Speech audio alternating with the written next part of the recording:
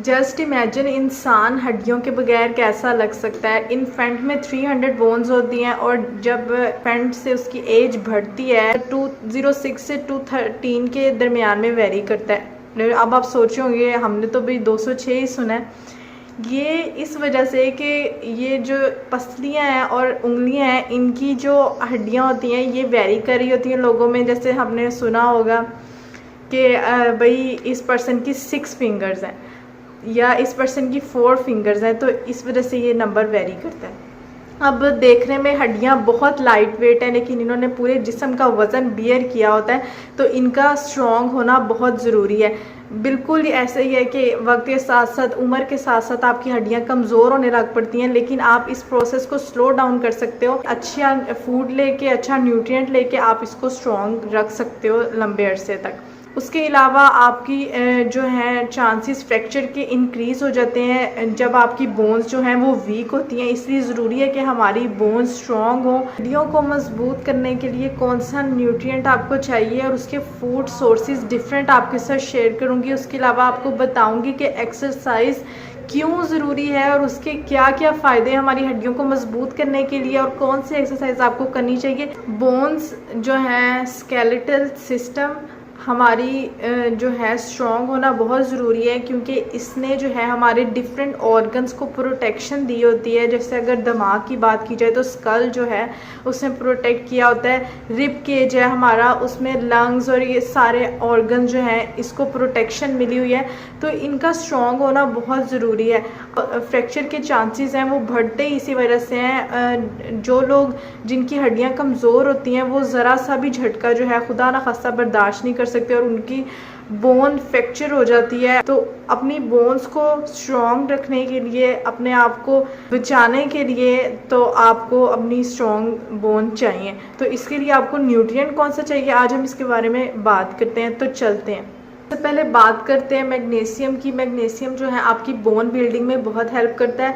अब आपका जिन लोगों का सफिशेंट इनटेक होता है मैग्नीशियम का, उनमें हायर बोन डेंसिटी होती है। तो मेक श्योर करें कि आपका मैग्नीशियम जो है उसका डाइट में इनटेक अच्छा हो। अब वो आप कैसे ले सकते हैं, आप मॉर्निंग में ले सकते हो नट्स की फॉर्म में, आप सीड्स की फॉर्म में ले सकते हो, फ्लैक्स सीड्स, पंपकिन सीड्स, ये अच्छा अमाउंट इसमें प्रेजेंट होता है। अब आप एक मॉर्निंग ड्रिंक ले सकते हैं जिसमें आप बेसल सीड, जिसे तुखमलंगा बोलते हैं, पानी और लेमन, ये ड्रिंक आप बना के ले सकते हो। ये आपको बोन बिल्डिंग में बहुत हेल्प करता है। उसके अलावा आप सोक करके नट्स भी ले सकते हो। बादाम हो गया हमारे पास, काजू हो गया, अखरोट हो गए, इनमें अच्छा अमाउंट प्रेजेंट होता है। Next we have calcium. Calcium जो है ये बोन्स के लिए बहुत इम्पॉर्टेंट है।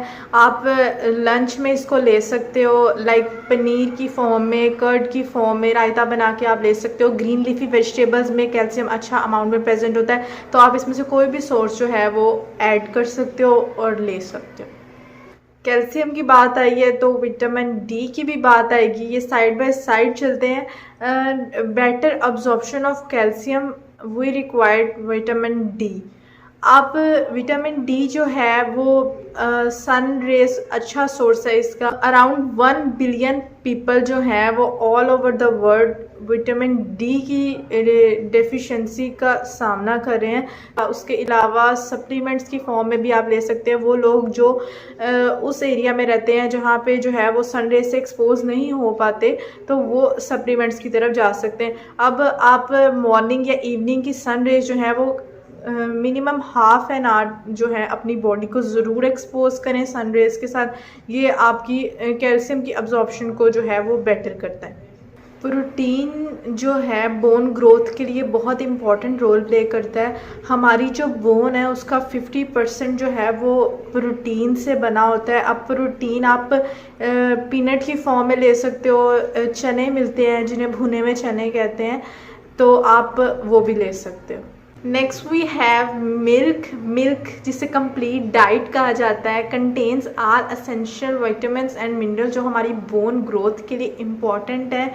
लाइक विटामिन B12 हमारे पास आ गया, जिंक आ गया, कैल्शियम, मैग्नीशियम, प्रोटीन, ये सारी चीज़ें जो हैं मिल्क में पाई जाती हैं।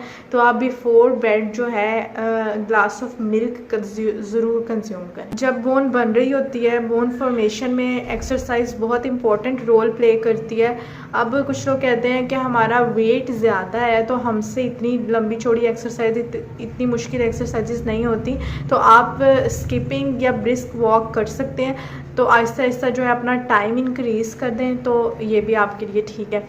तो कुछ लोग कहते हैं कि भाई हमारी तो हड्डियां जुड़ गई हैं, हमसे उठा ही नहीं जाता, इतने सुस्त हो गए हैं हम लोग, हमसे उठा नहीं जाता, लगता है कि हड्डियां जो हैं वो हिल नहीं सकती। तो आप जब अपनी बोन्स को मूव नहीं करते तो वो आपको लगता है कि आपकी हड्डियां जो हैं वो काम करना छोड़ जाती हैं। तो इन हड्डियों से काम लें जितना आप ले सकते हैं। आप डजेंट मैटर आप किस एज में हैं, अपनी एज के मुताबिक अपने आप को थोड़ी सी तकलीफ़ ज़्यादा दें ताकि आपकी हड्डियों को जो है वो काम करने की आदत पड़े। ये सिर्फ आप सुस्त हैं, आपकी हड्डियों को खुदा ना खास्ता कोई मसला नहीं है। अपनी डाइट को और एक्सरसाइज को जो है वो इन्हीं के मुताबिक जो मैंने आपको गाइड किया है चलें, तो आपकी हड्डियों को कोई मसला नहीं है, कोई आपकी हड्डियां जुड़ी नहीं हुई हैं टूटने वाली खुदा ना खास्ता। ये आपकी सिर्फ सुस्ती और काहली है कि जो आपको लग रहा है कि आपकी हड्डियाँ काम करना छोड़ गई हैं। So make your self stronger and fitter.